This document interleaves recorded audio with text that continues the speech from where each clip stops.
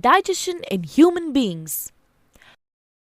Human beings take food through mouth and digest it in specific organs for digestion. The undigested food is defecated. The food we take passes through a specific canal which begins with buccal cavity and ends at the anus. This canal is called alimentary canal or the digestive tract. The parts of the alimentary canal are buccal cavity, esophagus, stomach, large intestine, small intestine, rectum, and anus. The food gets digested gradually as it passes through the various parts of the tract. Digestive juices secreted by the salivary glands, liver, and pancreas also aid digestion. Mouth and the buccal cavity. Food intake in human beings is through mouth. This process of taking food is called ingestion. Chewing food is very necessary for proper digestion as digestion process starts in the mouth itself. What happens during chewing? The large pieces of food we eat are mechanically broken down into small pieces.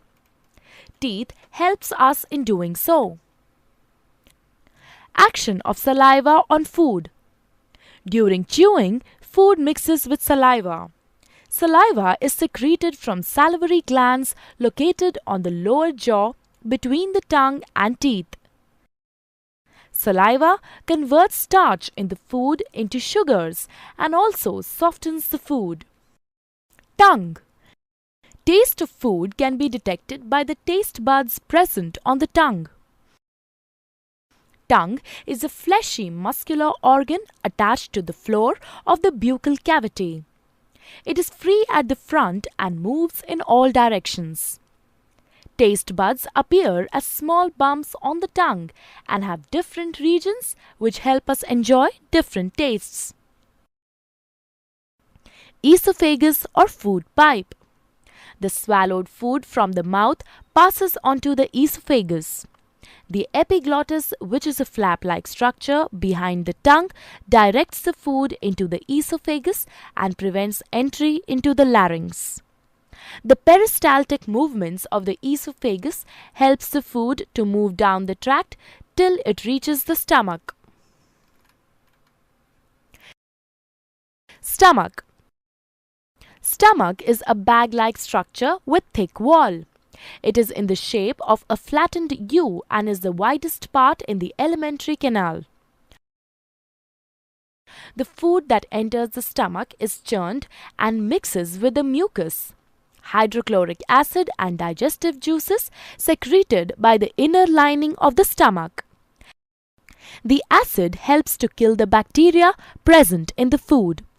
It also makes the medium in the stomach acidic. The digestive juices secreted by the stomach break down proteins into simpler substances. Then the food is emptied into small intestine. Small intestine. Small intestine is a highly coiled structure and is about 7.5 meters long. As soon as the small intestine receives food from the stomach, the digestive juices from liver and pancreas are mixed into it. Liver. Liver is the largest gland in the human body and is situated in the upper side of the abdomen. To the right, it is reddish-brown in color. It secretes bile, which breaks down fats. Bile is stored in gallbladder between meals. Pancreas.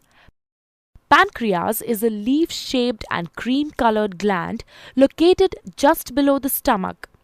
It secretes pancreatic juice, which acts and breaks down carbohydrates, proteins, and fats. After this is completed, the partially digested food reaches the lower part of the small intestine, where intestinal juices act upon the food and completes digestion of any remaining components in food.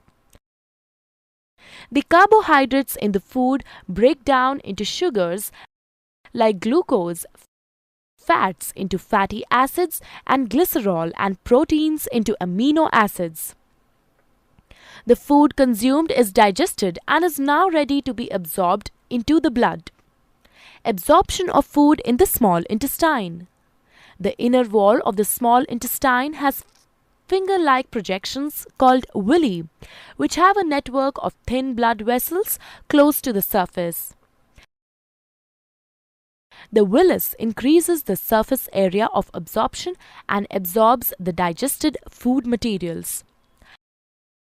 The substances thus absorbed are transported through the bloodstream to different organs in the body and are used to build complex substances like proteins.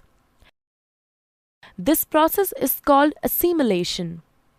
In the cells, glucose breaks down into carbon dioxide and water with the help of oxygen and releases energy.